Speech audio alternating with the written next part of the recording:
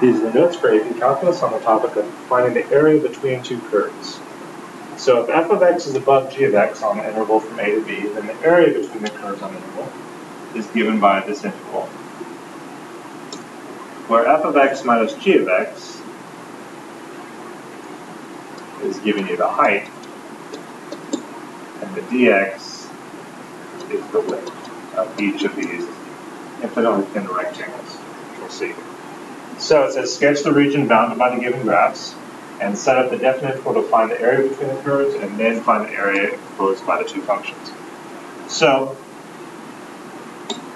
what we can do first to see where these intersect is to set them equal to each other. So you can set x squared plus 1 equal to x plus 3. Because really what you're doing is substituting this in. They're both like y equals, so you're really substituting this in for y in the other equation. And then if you subtract over the x and the 3, you get x squared minus x, 1 minus 3 minus 2 equals 0.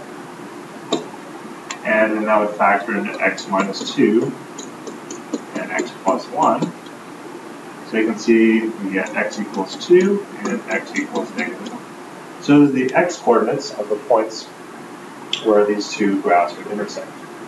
And then we can just sketch the rest of the graphs here. So for f of x, this is just a linear equation, x plus 3, so the y-intercept is 3 right here. The slope is just a 1. Over 1, you can see it looks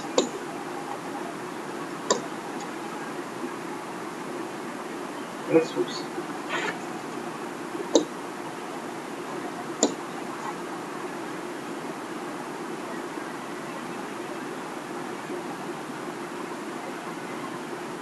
I don't need to grab it that far.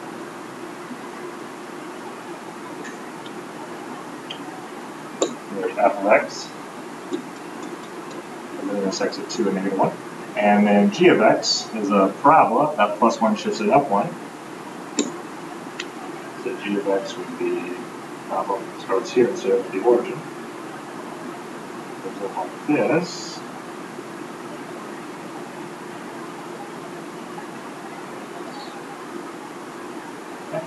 So you can see the points, you don't need a perfectly accurate graphic. You see here's the region enclosed, that's where we're finding the area. And where they intersect here, we found this is negative 1, x is negative 1, and this is 2. So you can draw your representative rectangle there. And this first two example problems we're going to do without calculator. And then the last two we'll do with graphic calculator. So what we're really doing here, now you can see f of x minus g of x, that really takes the y-coordinate of this one minus the y-coordinate of this one. That's why you need the one that's above first to get the height of each rectangle. And then the dx, that's the width of each rectangle. So to find the area, we just integrate from a to b. In this case, the intersected negative 1 is the lower limit. And they intersected 2, that's the upper limit, as you go from low to high. So we're integrating all the rectangles from negative 1 to 2. And the one on the top that has a bigger y-coordinate in the region goes first. So that would be our parabola, our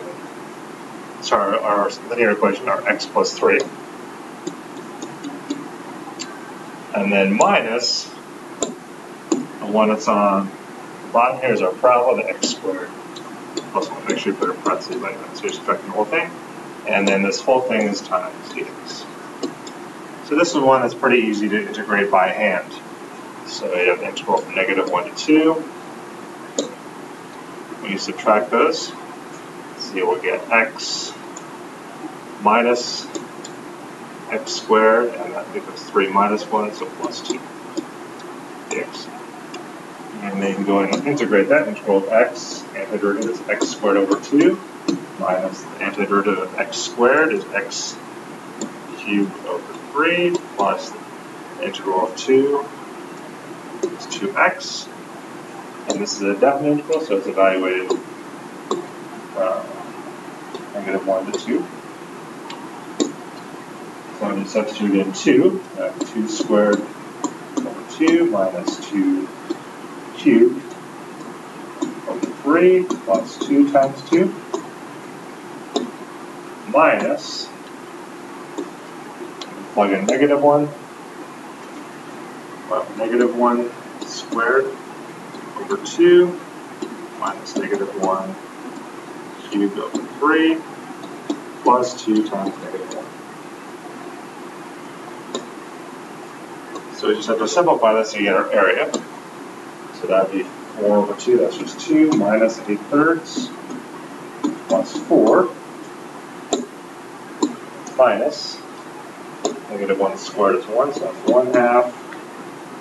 That's a negative 1 if you cube it, but that negative makes it positive, so plus 1/3 minus 2. And then what I would do is combine all the ones that have the same denominator first. So we've got 2 plus 4 is 6, plus 2 is 8. Combine the integers. Then we've got negative 8/3 and a negative 1/3, that's negative 9/3. And then minus 1/2. But negative 9/3 is the same as negative 3. So that's really 8 minus 3 is 5 minus 1/2. Which if you get a common denominator, is 10 over 2 minus 1 over 2 gives you an area of 9 over 2. There's not specific units here. You could put units squared with its area. That would be our area, 9.5 or 4.5 units squared. Okay, let's take a look at another example without calculator. So this one you could do the same thing, but we've actually got 3 equations here instead of just 2. So another way, rather than just set them equal to each other, is to just sketch the graph. So we've got y equals the square root of x. So easy numbers to substitute in there would be 0. If you plug in 0, you get 0. If you plug in 1, square root of 1 is 1. If you plug in 4, square root of 4, you get 2. So that gives you this half parabola that looks like this.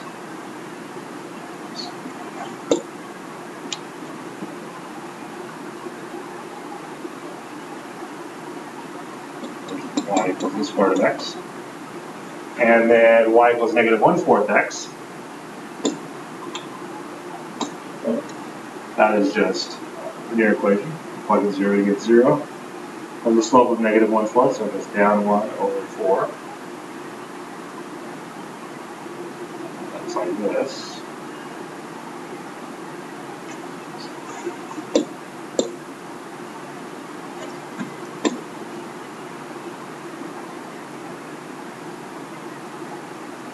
And those two equations alone, you can see, don't form a region, which is why there's a third equation on this one, and that's x equals 4, which is just a vertical line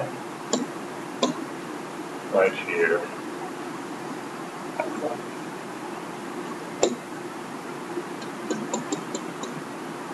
So then you can see now here's our region enclosed, and you can draw your representative rectangle somewhere there.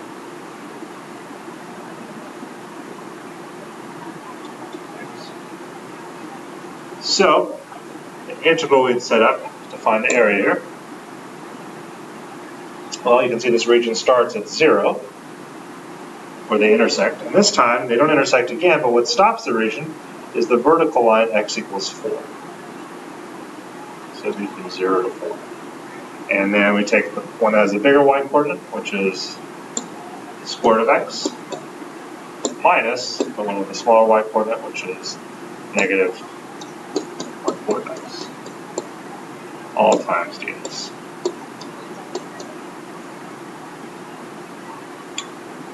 And then in order to integrate this, we can simplify this. Instead of square root of x, rewrite that as x to the 1/2. And negatives cancel out there, so plus 1/4 x dx. And now when we find the antiderivative, using the power law, x to the 1/2, you add 1 to the exponent, so it becomes x to the 3s. Instead of divided by 3s, that's the same as multiplying by the reciprocal, 2/3. And when you integrate this, the 1/4 just stays out in front. And then we integrate x, you get x squared over 2. This is from 0 to 4.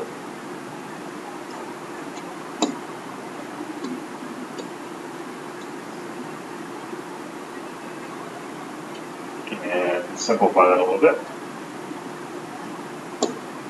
Get 2 in radical form, that'd be square root of x cubed over 3, plus this would be x squared over 8, or times 2.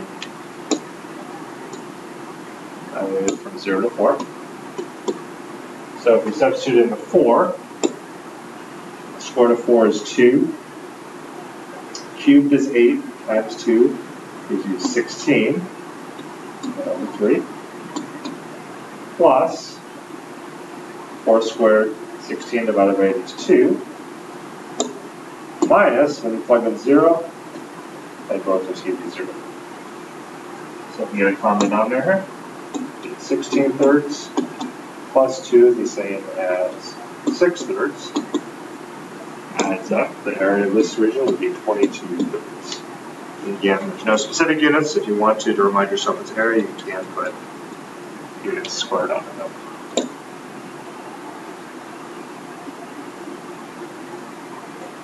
Now let's take a look at a couple of problems finding the area between two curves when using a graphing calculator is helpful and necessary. So this one says, sketch the region bounded by the given graphs, set up the definite interval to find the area between the curves, then find the area between the two functions. So I'm going to show you using two of the more commonly used graphing calculators, and that's the Ti-84 and the Ti Nspire. You can do the same thing with other graphing calculators, but these are two of the more user-friendly ones. So let's first look at how you using the Ti-84. So on this one, the first thing you want to do is make sure your mode here is right. Make sure you keep it in radians here. Normal, you can keep this on float, so all these settings should look similar to what we've got here, function form. And then on your window size, so if you hit window, you can change what part of the graph you're going to see here. So on this one, let's change our window size so it fits to look like what's like on here. So I'll make the lower limit -3. And when you put a negative out in front, you have to use the negative in parentheses right here, not the minus sign right here. So careful of that. -3. X minimum, that's the lowest x value we're going to see.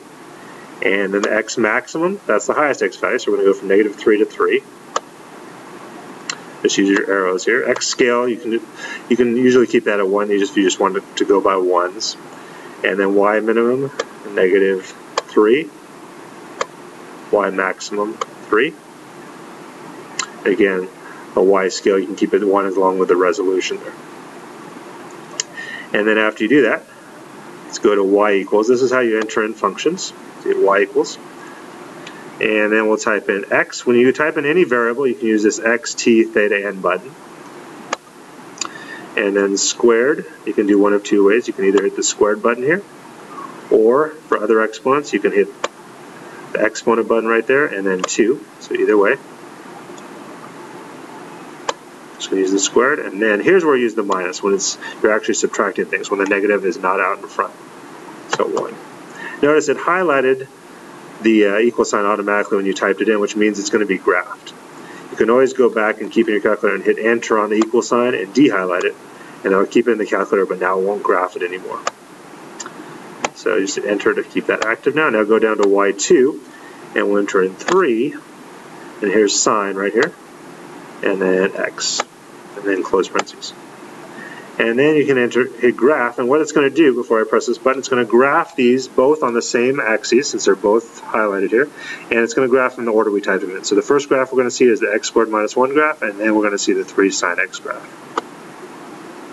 So there's our parabola, x squared minus 1, and then there's the 3 sine of x graph.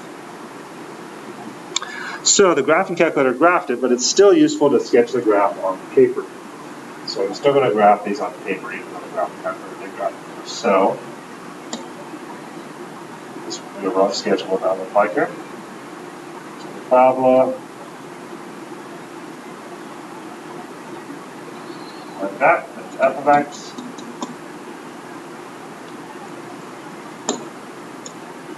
And 3 sine of x graph. Really, we don't need to see the whole thing. We just need to see the region that's enclosed there. look something like that. So there's our region enclosed. And we can draw a representative rectangle in there.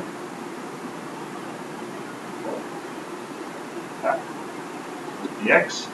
And one reason why we need the graphing calculator in this problem is because if you try to set these equal to each other, it's not one you can solve easily by hand. So the graphing calculator is going to help us to find these points of intersection, which I'm just going to call x coordinates A and B. So we'll find those in just a second. We'll see how to do that. But let's go ahead and set up our integral here, and we'll see how the calculator can help us to do that. So the integral would be from A to B. The one on top of this region is actually g of x, so that one would go first because it has the bigger y coordinate. Minus the one on the bottom is f of x, that has a smaller y coordinate in this region. All times dx. But we need to figure out what a and b are. So let's see how we do that with the Ti-84, and then I'll show you how to do that with the Nspire. So let's go back to our Ti-84 calculator here. And to find points of intersection, once you have it there, you go second, and then calc for calculate, or you can think about it for calculus. And then you go down to number 5, or hit number 5 and intersect. And it asks you for the first curve, so you can see y1 up in the upper left-hand corner. It's just asking you which curves are you trying to figure out to intersect in case you have more than 2 in your calculator. Today we just have 2, so it's easier. So there's y1, you just hit enter, first curve, enter. Second curve, it automatically goes to the next one, y2, enter. So we want to know where those 2 graphs intersect. And then your guess, you just use the left and right arrows, or you can type it in manually, the x value, and put it close to the point of intersection you're looking for, and then hit enter again. And then you can see it gives you what a equals, negative 3.067554. So what you want to do is write it down on paper, because we need to know what that a is when you set up the integral here, as well as stored in your calculator, which I will show you how to do. So let's write it down, what a is. So a equals negative 3.0675. And then the easiest way on the 84 to store it in your calculator is to just quit out of here, second quit, the mode button, and then hit the store button, STO with the arrow, and then alpha, and then choose the letter. You want to see all these letters, mine it's in green, on your calculator it may be in a different color. All these letters are basically allow you to store different constants in your calculator that you may need to use again. So I'll put A, and then hit enter. And then there it is. If that doesn't work on yours, some of the calculators that are similar to the 84, you actually have to type it in and then hit store, and then alpha, A, or whatever variable you want to store it as. And it shows you, confirms that's the variable. That's what it's stored as. And then let's do this for the other point of intersection. So go back second calc, again, intersect, number 5. First curve, y1, enter. Second curve, y2, enter. This time your guess is going to be up here. So instead of using arrows, let's say it looks like it's about at 2. You can actually just type in 2 and hit enter. That can save you from having to wear out the left and right arrows on your calculator there. So our B value turns out to be 1.9468777. And then what you do is second quit. Well, let's write it down on the paper first. Well, I'll just store it here first. I'm going to write it down. Store alpha B. Now it's in our calculator as B. So let's write it down on paper now. So B equals 1.9468777. The reason why you have to again write it down on paper is if you don't, if somebody looks at this integral, there's no way they're going to know what you have in your calculator as A. You have to write down what they are. But it's useful to have them in your calculator as A because now we don't have to type those numbers in at all. That's the only type of numbers. The final thing is to figure out how to not this integral. So I'll show you on the 84, and then I'll show you how to do all those same things on the Nspire. So on the 84,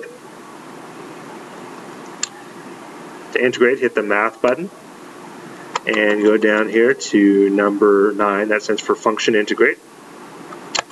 And then you want to type in what you want to integrate, which in this case is g of x minus f of x. So g of x was the y2. So the way you access those is you hit the vars button, stands for variables, and hit the right arrow, y variables, function, and go to y2.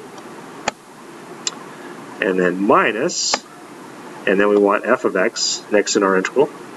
So that would be y1. So again, hit the vars button for variables, y variables, y1.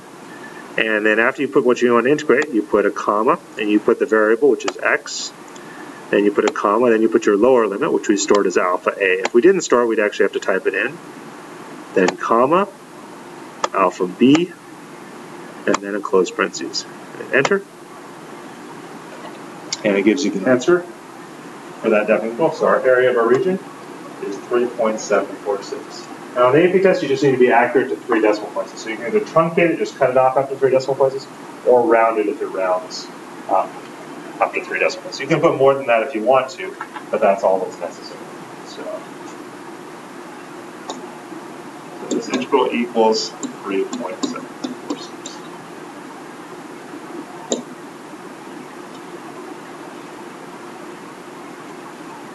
So make sure you set up the integral correctly. It's an important part of it. And now let me show you how to do the exact same things on using the Ti Nspire Calculator. So if we go to our Nspire, first thing on the, let's make sure our settings are okay.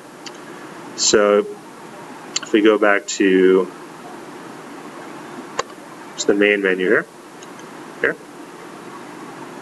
you can use your arrows there, go down to settings, enter, and then choose document settings. Oops. Try that again. There we go.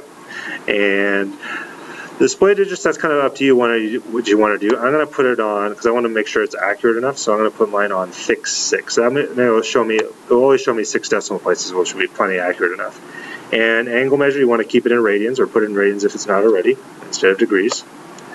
Exponential format, normal, real numbers. Calculation mode, this one, sometimes it'll give you exact answers. So what you probably want to do to keep it as decimals always is to put approximate on that. Vector format, rectangular, and the base decimal. And then just click on make default. So that way all the new documents you create will have those settings. Okay. And then new document, go up here, enter. Okay, and then what you want to do in the document is add a couple things. Add the graphs, and then document, and you also want to insert the calculator. So you want to have a graph and a calculator. So if you go back to the graphs here, notice sometimes it's on the top, some on the bottom, depending on your Nspire. So you would just type in your equations there. So the first one was x squared. So here the x is right down here. Here's squared. Or again, you can use the exponent button right here if you want. And then minus 1. And hit enter. And it already graphs it there for you. And then if you hit a tab, that will take you to the next one, F2 of x, it calls it instead of y1 and y2. And this was 3 sine. Here the trig functions are right here. Sine of x. And hit enter. Okay. Again, here to change your window size on this one, you can see the region there, but if you want to change the window size, you can go to menu, analyze graph, oops, sorry, window zoom, and then window settings, and you can do the same thing here. Again, if you want the negative out in front, use the negative in parentheses right here, so negative 3 to 3. Oops, you can scale automatic, or you can make it, usually it's easiest to keep it automatic, and y minimum, let's make that negative 3 to 3. So it looks the same there. And then to find the points of intersection on Nspire, you just go menu, analyze graph, number 4, intersection. It asks you for a lower bound. Choose something to the left of the point of intersection, like over here. And an upper bound, choose something to the right of point of intersection right there. And then it gives you a point of intersection there. There's your x-coordinate. Now it's actually more accurate than this, but it's only showing you 3 decimal places. So you just click on that and hit the variable button, variable, and store, and then you can type A and enter. Now it puts it in bold, say it says linked equals A, so we know that's stored as A. And then to find the other point of intersection, do the same thing, menu, analyze graph, intersection, lower limit, choose lower bound, choose something to the left of the point of intersection, upper bound, choose something to the right, and there's your point of intersection here. Again, even though it's only showing you 2, it's actually stored more accurately. Variable, store variable, and then hit B. And that's bolded as B. And then to integrate it, you would just go over to this menu here, to the calculator. Just go over to your calculator, or click on that, and then you would just define your integral. You hit this button right here, and you can see the definite integrals right there. Lower limit was A. There's hit tab. Upper limit B. Tab, and then what we want to integrate was F2. So that's where you get your variables. Hit the variable. There's F2 of x. Oops. Put the cursor right there. So then minus. Notice it already adds parentheses there for you nicely. F1 of x. And then dx. And you can see they get the same answer, 3.746.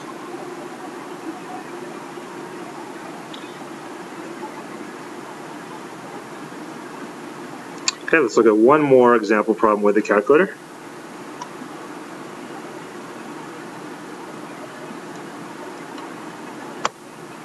Again, I'll show you on both calculators how to do that. So here's our equations here. So let's go ahead and enter those in. And I'll show you on the 84 first. So y equals. And you can just clear these out or override them here. Clear button. And then we've got 3x squared. And then here divided by, we should put parentheses because you want to divide by this whole thing. X squared plus 2x plus 5, close parentheses. Then go down to y2 is a natural log right here of x plus 3. Sorry, x plus 5.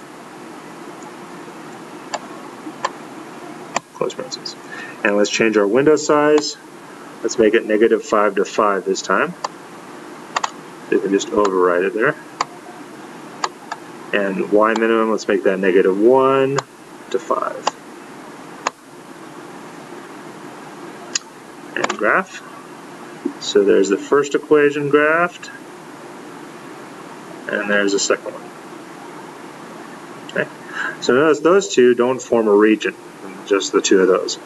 However, we've also got x equals 3. So this is not a function, so we don't have to enter in our calculator, we just have to draw it on the graph itself. So let's go ahead and do a sketch of what these look like here.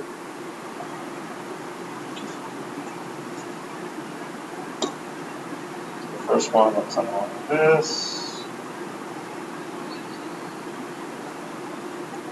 And the second one, this one, natural log graph, shifted left. Normally it goes through 1, 0, shifted to the left 5 units. Something like that. But we also have x equals 3. So the calculator doesn't graph that, but we don't need it to. Just got vertical line right there.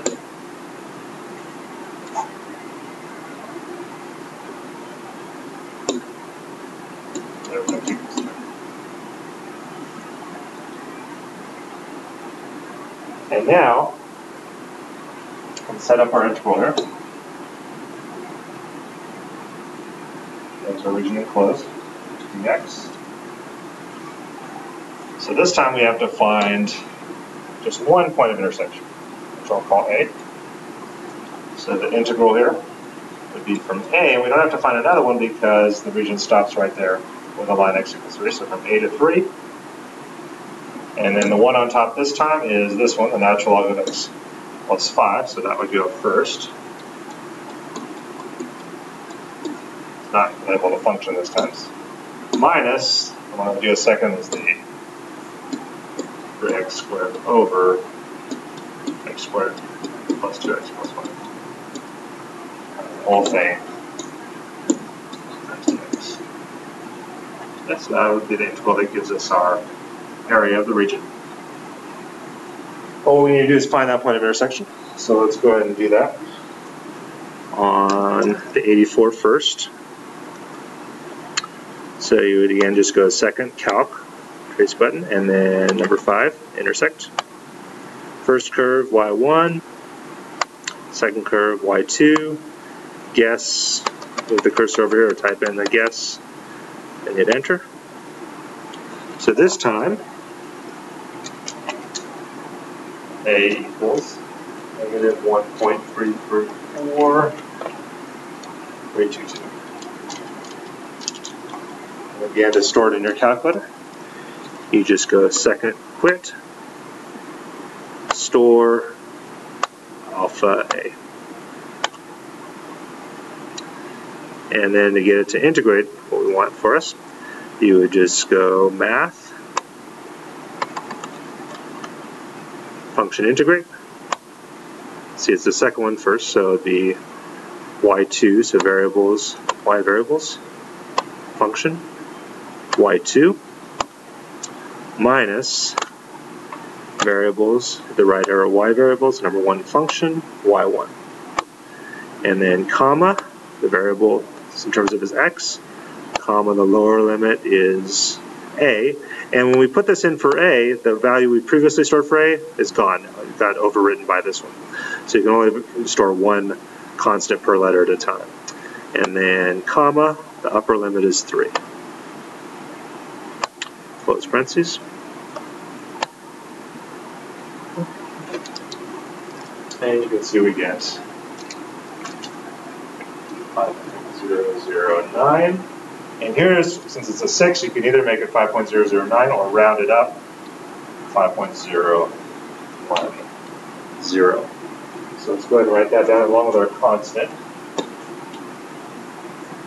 So A on this one was negative 1.334,322. And this integral worked out to be 5.009 if you truncate it, or 5.010 if you round it, or you can just write the whole thing and not round it all, it's fine. So there's the integral set up correctly, and that's what it is. And let me just show you how to do the same thing using the Nspire again. So using the Nspire,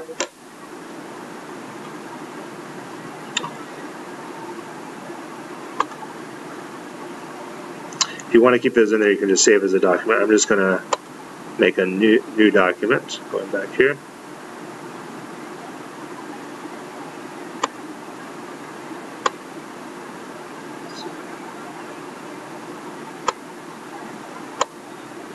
I'm not going to save this one. So again, I'm going to add the graphs and insert calculator as well. And on the graph before, remember the points of intersection are kind of rounded off too soon, so let me change the settings here. Oops. Document settings. And I think I need to change the, those are all fine, the graph settings here.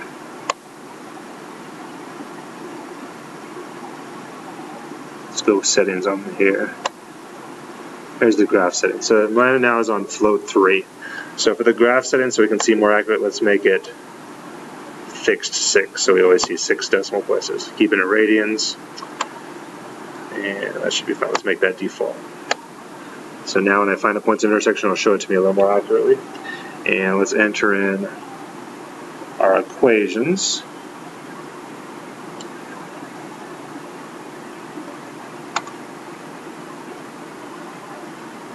Which were 3x squared. Now on this one you can actually put as a fraction like this, a little easier. And then x squared plus 2x plus 5. Okay. Sure. And then hit tab there to enter another one. Another one is natural log, which is right here. So you have to hit Control and E to the X button of x plus 5. And again, if you want to change the window size again, you go Menu, Window Zoom, Window Settings. Let's make it from, again, when you're negative out in front, you hit this negative, so negative 5 to 5. Y minimum, negative 1 to 5. So oftentimes you just have to play around with the window size to get it to fit where the region is. There we go.